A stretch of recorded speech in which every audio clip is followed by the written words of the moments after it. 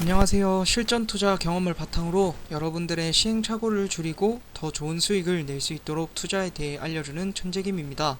오늘은 최근 큰 상승을 한 대한전선 앞으로 3배를 갈 수 있을지, 그리고 주가 상승의 이유, 지금 매수가 가능한지에 대해서 여러분들께 말씀드리도록 하겠습니다.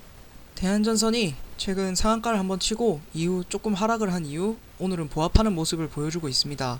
이 대한전선의 상승 이유는 이 호재로 봤을 때는 러시아의 전쟁과 그리고 최근 전기차의 사용의 급등으로 구리의 값이 비싸지면서 이 전선주에는 구리의 값이 올라가는 것이 호재죠. 그거 이유와 그리고 이 대한전선의 최대 주주인 호방건설이 대한항공의 자회사인 한진칼을 매수하면서 거기에 2대 주주가 되면서 이 호방건설의 경우에는 아직까지는 비상장 회사입니다. 그렇기 때문에 호방건설을 사고 싶어하는 사람들의 수요가 이 대한전선으로 이어지면서 대한전선의 주가를 상승시켰다 말씀을 하시는 분들이 많습니다. 물론 뭐 그런 것도 없지 않아 있겠지만 저의 경우에는 이 대한전선의 상승은 차트라고 생각을 합니다. 대한전선의 차트를 보시면 오래전부터 이어오던 장기 하락 추세선을 상방으로 돌파하면서 상승한 모습을 알 수 있습니다. 제가 추세선이 매우 중요하다고 맨날 말씀을 드리는데 아직도 추세선에 대해서 잘 모르시는 분들은 제 앞선 영상을 보고 오시면 좋을 것 같습니다. 그리고 한국 주식은 항상 이 섹터와 차트를 같이 봐야 된다고 말씀을 드렸습니다. 외국 주식의 경우에도 섹터와 차트를 같이 보면 좋지만 외국 주식의 경우에는 개별로 가는 주식들이 많습니다. 하지만 이 한국 주식은 섹터에 호재가 없으면 아무리 차트가 좋아도 잘 오르지 않습니다. 그래서 한국 주식을 하실 때는 항상 이 섹터와 차트를 같이 보시면 좋을 것 같습니다. 그래서 최근 3일 등락률이 높은 1등을 기록하고 있습니다. 전선주가.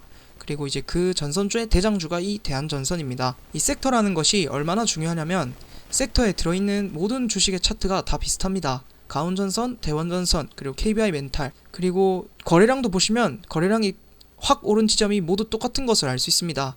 그래서 이 한국 주식은 섹터를 잘 봐야 된다고 말씀드릴 수 있을 것 같습니다. 이제 대한전선의 차트로 넘어와서 대한전선의 경우에는 일봉이 지금 RSI 지수가 높습니다. RSI 지수는 아래쪽에 보이시는 70, 30 이렇게 적혀있는 숫자인데 높으면 과매수, 낮으면 과매도로 볼 수 있습니다. 그래서 지금은 아직까지는 과매수라고 할 수 있을 것 같습니다.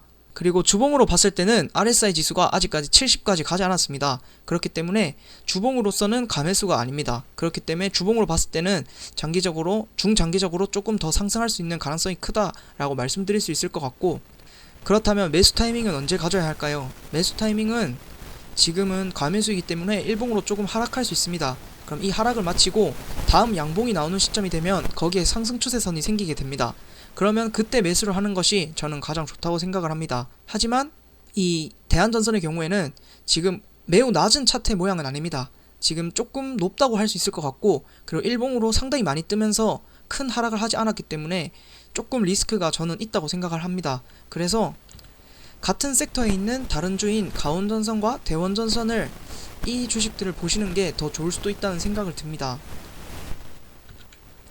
가온전선의 경우에는 주봉으로 봤을 때 5주선 10주선이 크로스되면서 나쁘지 않은 차트를 완성하고 있는데, 이 대한전선만 보는 것이 아니고 같은 섹터에 있는 다른 전선주들도 보시면 좋을 것 같습니다. 결론을 말씀드리면 5주선과 10주선이 수렴을 한 이후 돌파를 했습니다. 그렇기 때문에 앞으로 상승 가능성이 있다고 할 수 있습니다.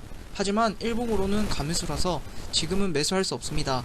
하락 이후 양봉이 뜨면 그때 상승 추세선이 완성이 되면 그때 매수를 하는 것이 좋아 보입니다.